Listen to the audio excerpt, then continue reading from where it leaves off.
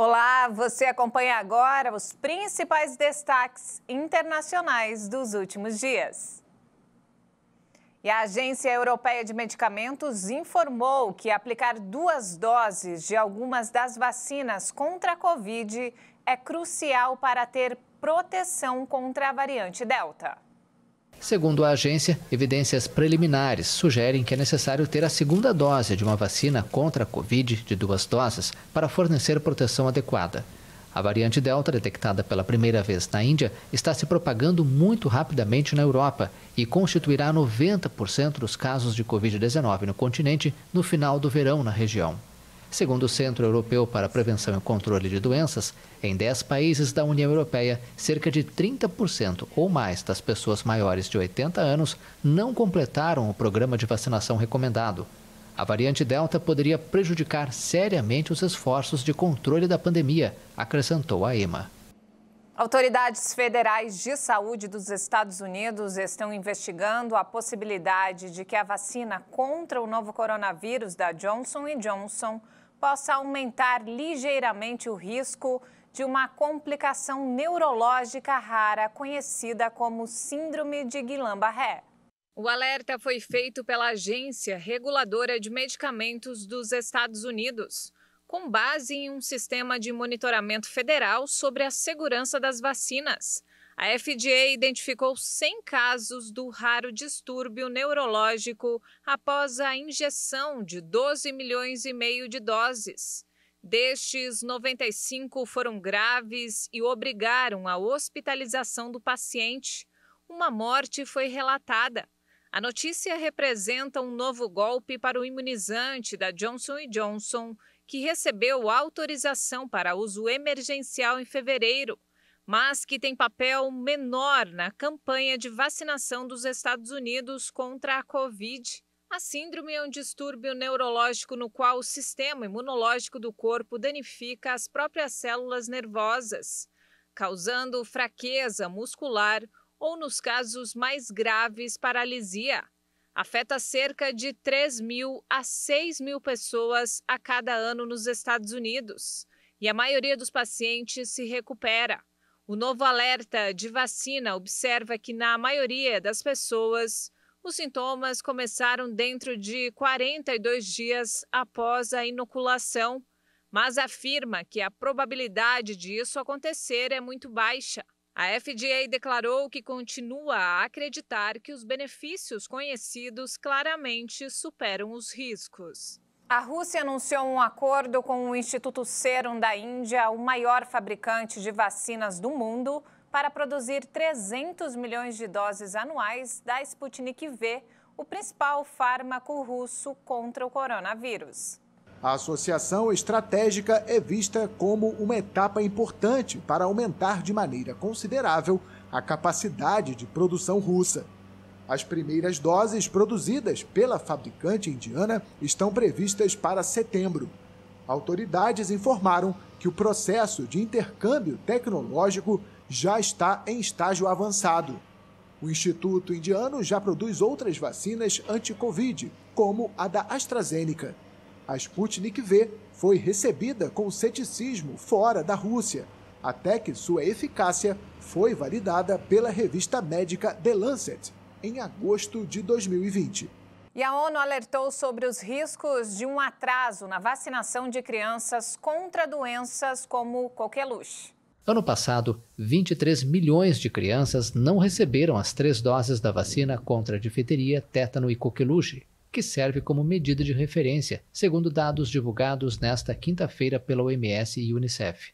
É o número mais alto desde 2009 e representa um aumento de 3,7 milhões de crianças em relação a 2019. A pandemia obrigou a desviar recursos e funcionários para a luta contra o coronavírus e muitos serviços médicos tiveram que fechar ou reduzir seus horários. A situação das crianças desprotegidas e um levantamento muito rápido das restrições sanitárias contra a Covid-19, que em parte cuidavam de algumas doenças infantis, já estão fazendo sentir seus efeitos, por exemplo, com surtos de sarampo no Paquistão. Olha só, golpeada pela pandemia, a União Europeia registrou no ano passado o maior número anual de mortes desde 1961. De acordo com o órgão, os países da União Europeia registraram um total de 5.200.000 óbitos somente no ano passado. O número representa um forte crescimento de 11% de mortes em relação a 2019, quando os óbitos somaram 4.700.000 e o mais alto desde 1961.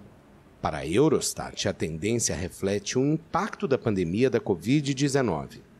O número de mortos aumentou em todos os países do bloco durante esse período, mas particularmente na Itália, com mais de 111.000 mortes, o que representa 18% a mais que em 2019. Essa mortalidade contribuiu para um ligeiro declínio populacional em 2020, estimado em cerca de 321.000 pessoas. O número de nascimentos também continua em queda. A chegada do verão e a redução de medidas restritivas incentivaram espanhóis a relaxar em meio ao avanço da variante Delta do coronavírus. Praças, bares e restaurantes ficaram cheios em Madrid. Espanhóis aproveitaram a noite de verão para sair às ruas da capital Madrid, apesar das restrições devido à pandemia. Além dos frequentadores de restaurantes e bares, muitos jovens optaram por se reunir em praças, formando aglomerações. Pouco a pouco está chegando ao fim e é como liberdade. Além de tudo que passamos, é como se quiséssemos uma liberdade que nos foi tirada no último ano. Que nos han quitado el anterior año.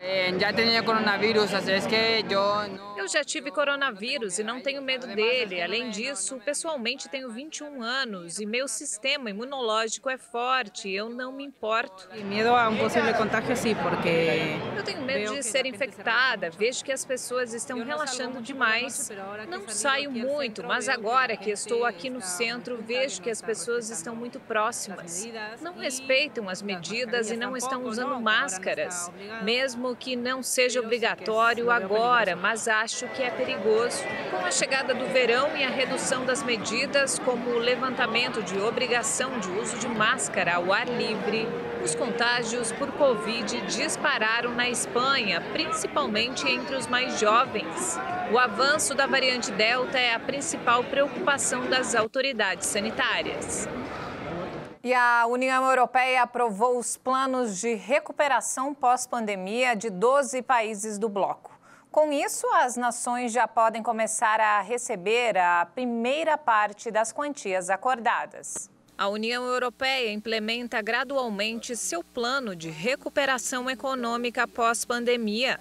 Os ministros deram luz verde aos 12 primeiros planos de recuperação e resiliência. Isso diz respeito à Áustria, Bélgica, Dinamarca, França, Alemanha, Grécia, Itália, Letônia, Luxemburgo, Portugal, Eslováquia e Espanha. São notícias excelentes. Fizemos um longo caminho para preparar esses planos ambiciosos. A aprovação formal dos planos nacionais significa que estes 12 países já podem receber o primeiro pagamento das quantias prometidas. Os pagamentos subsequentes vão depender do cumprimento por parte dos governos nacionais das reformas e compromissos assumidos para promover as economias verde e digital da Europa. Espanha e Itália serão os principais beneficiários do plano, com quase 70 bilhões de euros em subsídios durante os próximos 5 anos. A França vai receber quase 40 bilhões de euros. Apenas 2 dos 27 países do bloco, Bulgária e Holanda, ainda não apresentaram suas propostas. Já a proposta da Hungria se transformou em uma grande dor de cabeça política. A Comissão Europeia ainda não a aprovou devido a preocupações com o compromisso de Budapeste com o combate à corrupção. A administração alfandegária chinesa mostrou que o país registrou em junho uma grande recuperação nas exportações interanual, chegando a 32,2%. Este é o maior ritmo de crescimento das vendas do gigante asiático desde abril e foi impulsionada pelas vendas de eletrônicos e farmacêuticos. O desempenho é muito melhor do que o esperado, já que os economistas projetavam desaceleração. A situação contrasta com a do ano passado, quando a atividade na China estava se recuperando da pandemia da Covid-19. Em junho de 2020, as exportações chinesas voltaram a ser positivas pela primeira vez, a 0,5% positivo, após a estagnação da economia. Agora, quase livre da Covid, a China foi o primeiro país a voltar, no final de 2020, a um nível de atividade anterior à pandemia. Na outra direção, as compras de produtos do exterior desaceleraram em junho, quando as importações aumentaram 36,7% em relação ao mesmo período de 2020. É um ritmo bem mais lento do que o de maio, que foi de 51,1%. E a Itália vai proibir que grandes navios de cruzeiro naveguem no centro de Veneza a partir de 1º de agosto. Defensores do patrimônio e do meio ambiente há anos denunciam os danos que esses navios causam ao frágil ecossistema da lagoa e às fundações do centro histórico da cidade. A medida visa preservar a lagoa veneziana, que há décadas sofre com a passagem das embarcações que transportam milhões de turistas à cidade italiana. Navios com mais de 25 mil toneladas brutas, cerca de 180 metros de comprimento e 35 de altura, cujas emissões contêm mais de 0,1% de enxofre, não poderão entrar na bacia nem no canal de São Marcos, assim como no canal de Giudecca. Com a decisão, as embarcações passam a ter que atracar no porto industrial de Marghera, dentro da lagoa. Cruzeiros menores de cerca de 200 passageiros poderão continuar desembarcando no coração da cidade. Há anos, defensores do patrimônio e do meio ambiente denunciam os danos que esses navios causam ao frágil ecossistema e às fundações do centro histórico da cidade. O assunto voltou a ser debatido no mês passado, com o retorno dos navios após meses de uma pandemia severa. Durante grande parte de 2020, a paralisação dos cruzeiros proporcionou tranquilidade e melhor qualidade do ar aos venezianos. O Google vai ter que pagar uma multa de 500 milhões de euros, o equivalente a mais de 3 bilhões de reais, pela utilização de conteúdos de editores de imprensa no buscador da empresa. A decisão foi tomada pela Autoridade da Concorrência francesa. A gigante americana foi condenada por não ter negociado de boa-fé a aplicação dos chamados direitos conexos, a remuneração aos editores de imprensa pela utilização de seus conteúdos. A Autoridade de Concorrência também ordenou que o Google apresente uma oferta de remuneração pelo uso atual de seu conteúdo protegido a editores e agências de notícias. Caso contrário, poderá ser objeto de multas de até 900 mil euros por dia de atraso. Em uma mensagem à agência France Press, o Google disse que está decepcionado com a decisão e que agiu de boa fé. Segundo a empresa, a multa não reflete os esforços que foram feitos ou a realidade do uso do conteúdo atual na plataforma. Para a autoridade francesa, o comportamento do Google é uma estratégia deliberada, elaborada e sistemática de não conformidade com a exigência de negociar de boa fé. A decisão era muito aguardada, já que é a primeira tomada por uma entidade reguladora dos direitos conexos após a legislação europeia de 2019, da qual a França foi o primeiro país a incorporar. O conflito está nos direitos que a empresa americana deve pagar pelo conteúdo que aparece nas páginas de resultados quando o internauta faz uma busca, como fragmentos de artigos e fotos, por exemplo. No início, o Google estava relutante e tentou forçar os editores a lhe darem o direito de usar seu conteúdo gratuitamente. O mecanismo de busca estimou que os editores já recebiam o suficiente pelo tráfego que gerava para as páginas da web. As decisões da Autoridade da Concorrência francesa podem ter uma influência global. E olha só essa história que impressionante. Um chinês reencontrou o filho sequestrado após uma busca de 24 anos. Depois de viajar 500 mil quilômetros pela China em uma motocicleta, perseguindo pistas sobre o paradeiro do menino. Reencontro após décadas. Ele percorreu mais de 500 mil quilômetros de motocicleta pela China em uma busca incansável que durou 24 anos. Gu Gangtang tinha apenas 2 anos e 5 meses quando foi sequestrado em frente de casa, na província de Shandong, no leste do país. Ele brincava sem a supervisão de um adulto. Achei que talvez houvesse um raio de esperança de encontrar meu filho se eu saísse em busca dele. O sequestrador nunca mandaria meu filho de volta. Se eu ficasse em casa, não havia chance. Então, desde o final de 1997, comecei a procura pelo meu filho. De acordo com o Ministério Chinês de Segurança Pública, os sequestradores venderam Gu a uma família. O tráfico de crianças cresceu na China na década de 1980 e durou muitos anos após a aplicação da política do filho único.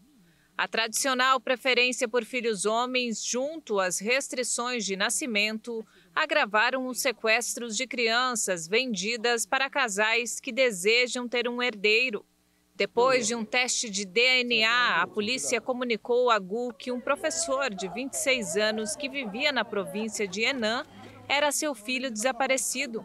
O jovem disse que tudo o que sente agora é felicidade.